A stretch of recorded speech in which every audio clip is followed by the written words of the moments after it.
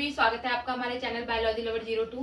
दोस्तों, आज हम ह्यूमन हेल्थ एंड डिजीज में फंगल डिजीज के बारे में पढ़ने वाले हैं, जो इसका पार्ट 4 है। आज हम इसमें बात करेंगे इससे होने वाली बीमारियां और फंगल डिजीज होता क्या है। तो फर्स्टली बात कर लेते हैं फंगल डिजीज होता क्या है। तो दोस्तों, फंगल डिजीज में हम पहले बात कर लेते हैं। ये 2 टाइप्स में होते हैं। एक तो होता है यूनिसेलुलर, दूसरा होता है मल्टीसेलुलर। यूनिसेलुलर यानी एक कोशिकीय, ठीक है, और इसको माइक्रोस्कोपिक भी बोला जाता है, क्योंकि इसको हम नेकेड आई से नहीं देखा जा सकते, नॉर्मल आई से नहीं देख सकते, इसको माइक्रोस्कोप की जरूरत पड़ती है, इसलिए इसको यूनिसेलुलर और माइक्रोस्कोपिक भी बोला जाता है। मल्टीसेलुलर क्या होते हैं, जो बहुकोश के बोला जाता है, ठीक है, जिसमें मोर सेलुलर्स होते हैं। फॉर एग्जाम्पल मशरूम और रोटी पे लगी हुई फंजाई यानी फफूंदी, वो क्या होता है, हमारा मल्टीसेलुलर होता है। और यूनिसेलुलर में क्या होता है, जिस तरीके से प्रोटोजोआ वायरस में होने वाली बीमारी थी, उनसे जो डिजीज होती है, जो दिखाई नहीं देती, जो हमारे अंदर एंटर कर देती है, ठीक है, उनसे होने वाली बीमारियां। तो ये क्या हो गया हमारा बात करते हैं फंगल डिजीज की स्टडी के बारे में। What is the study of fungal diseases?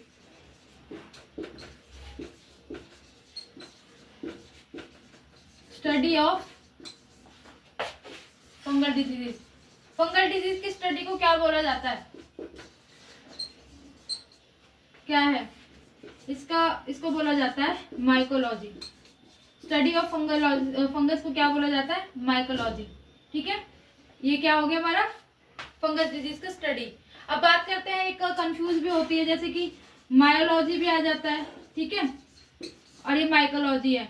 तो कभी भी एग्जाम में अगर क्वेश्चन आता है माइकोलॉजी और मायोलॉजी, तो इसमें कंफ्यूजन ना हो, तो ये माइकोलॉजी का मतलब क्या होता है, जिसमें हम फंगस डिजीज के बारे में पढ़ते हैं, और माइकोलॉजी का मतलब जिसमें कि मायोलॉजी यानी जिसमें कि मसल्स के बारे में पढ़ा जाता है, ठीक है, जिसको स्टडी ऑफ मसल्स बोला जाता है। अब बात करते हैं कि फंगल डिजीज से होने वाली कौन कौन सी बीमारियां हैं। तो फंगल डिजीज से होने वाली बीमारियां, फर्स्टली हमारा बेल्डनेस, जिसको बोला जाता है गंजापन, दूसरा अस्थमा यानी दमा, ठीक है, तीसरा है रिंगवॉर्म यानी दाल, स्कैबीज यानी खाज, और एथलीट फूड, ठीक है। ये 5 बीमारियां हैं जो हमारे फंगल डिजीज से स्टार्ट होती है। अब हम बात करते हैं बेल्डनेस होता क्या, इसका मतलब क्या होता है, गंजापन, यानी जिसमें हमारे हेयर क्या झड़ने लगते हैं। अब बात करते हैं बाल्डनेस का पैथोजन क्या है। आपको पता है बाल्डनेस का पैथोजन क्या है, फंगस। ये क्योंकि फंगल डिजीज है तो इसका पैथोजन भी क्या होगा, फंगस। बात करते हैं कौन सा फंगस है जिससे बाल्डनेस की बीमारी होती है, तो टीनिया कैपिटिस, यानी टीनिया जो कैपिटिस है, ये एक फंगल डिजीज है जिसके द्वारा बाल्डनेस बीमारी होती है, जिसमें हमारे जितने भी हेयर है वो क्या होते हैं, वो झड़ने लगते हैं। तो ये क्या हो गया हमारे बाल्डनेस। अब बात करते हैं अस्थमा के बारे में, यानी दमा, जिसमें हमें सांस लेने में क्या होती है, दिक्कत होती है। इसको रेस्पिरेटरी डिजीज बोला जाता है, यानी हमारे रेस्पिरेटरी से रिलेटेड होता है, जिसमें हमें सांस लेने में दिक्कत होती है, तो इसको क्या बोला जाता है, अस्थमा। अब बात करते हैं अस्थमा का जो पैथोजन आपको पता है फंगल डिजीज होता है। बात करते हैं कि कौन सा फंगल है जिसकी वजह से हमें अस्थमा की बीमारी होती है।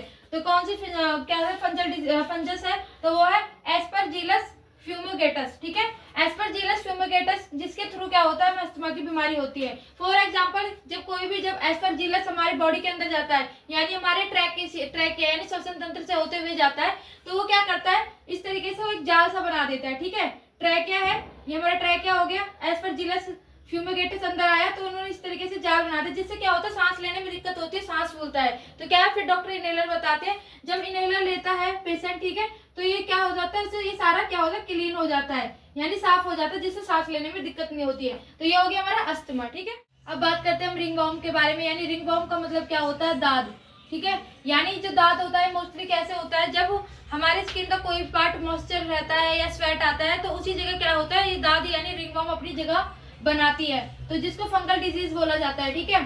ये रिंगवॉर्म कैसे बनता है, फॉर एग्जांपल मैं आपको बताती, जैसे कि राइजोपस यानी ब्रेड मोल्ड बोला जाता है जिसको, ठीक है, यानी हम जैसे बोलते हैं कि ब्रेड पे फंगई लग गई है, ठीक है, तो वो कैसे लगता है, अगर हम ब्रेड को धूप में सुखा देते हैं तो वो तो सूख करके क्या हो जाता है, टाइट हो जाता है। अगर ये क्या होता है, जैसे किचन में रखा हुआ होता है, ब्रेड मोल्ड हो गया, यानी जिसको राइजोपस बोला जाता है, जैसे राइजोपस में क्या होता है, फंजाई लग जाती है, ठीक है, तो वो क्या है, मॉइस्चराइज में आकर के उस पे क्या लग जाता है, फंगई लग जाता है। तो इसी तरीके से क्या है, रिंगवॉर्म भी जैसे हमारे हाथ हो गए या फिर गला हो गया, ठीक है, तो वहां पे स्वेट की वजह से क्या हो जाता है, दाद हो जाता है, यानी रिंगवॉर्म हो जाता है। फंगस से होता है हमारा रिंगवॉर्म, यानी ट्राइकोफाइटन जो फंगस होता है, इससे क्या होता है, रिंगवॉर्म होता है, यानी जो इस तरीके से स्टार्टिंग में होता है, फिर वो अपनी जगह पूरी घेरने लगता है। तो इस तरीके से क्या है, रिंगवॉर्म ही फैलता है, जिसको क्या बोला जाता है, ट्राइकोफाइटन से क्या होता है, रिंगवॉर्म अब बात करते हैं हम स्कैबिज के बारे में, यानी जिसको खाज बोला जाता है। तो स्कैबिज में क्या होता है, स्कैबिज एक क्या कहते हैं ड्राइनेस और मॉइस्चराइजर की वजह से बॉडी में होता है। यानी जैसे खाज होता है पूरी बॉडी में, क्या ड्राइनेस की वजह से, मॉइस्चराइजर की वजह से क्या होना स्टार्ट हो जाता है, स्कैबिज होना स्टार्ट हो जाता है। फॉर एग्जाम्पल आपने एनिमल्स में देखा होगा, जैसे कि मंकी हो गया, डॉग हो गया, इनमें भी क्या हो जाता है, खाज हो जाता है, जिसकी वजह से क्या करने लगते हैं, वो खुजाने लगते हैं। ठीक है, ये क्या बोलते हैं, इसको स्कैबिज बोला जाता है। ये ड्राइनेस और मॉइस्चराइजर की वजह से होता है। इसी तरीके से ह्यूमन्स में भी होता है। बात करते हैं कि स्कैबिज में कौन सा फंगस है जिसके थ्रू ये होता है, तो क्या है, सार्कोपेटिस स्कैबी होता है, जिसके थ्रू क्या होता है, ये बीमारी होती है। अब बात करते हैं हम एथलीट फुट के बारे में। एथलीट फुट में क्या होता है, जितने भी प्लेयर्स होते हैं यानी रनिंग करते हैं, तो क्या होता है, उनके पैरों की जो उंगलियों के बीच में क्या हो जाता है, इन्फेक्शन हो जाता है। यानी या तो जूते पहनने से या फिर रनिंग करने से तो मॉइस्चराइजर हो जाता है, मॉइस्चराइजर की वजह से क्या हो जाता है, उसमें इन्फेक्शन हो जाता है, तो उसको क्या बोला जाता है, एथलीट फुट बोला जाता है। ठीक है, वो भी क्या है, एक तरीके से फंगस होता है। इसका पैथोजन आपको पता है, फंगस होता है। अब बात करते हैं एथलीट फुट को फैलाने वाला कौन सा फंगस है, तो कौन सा है, टीनिया पेडिस। अभी मैंने ऊपर पढ़ा था बाल्डनेस के बारे में, जिसमें मैंने आपको बताया था,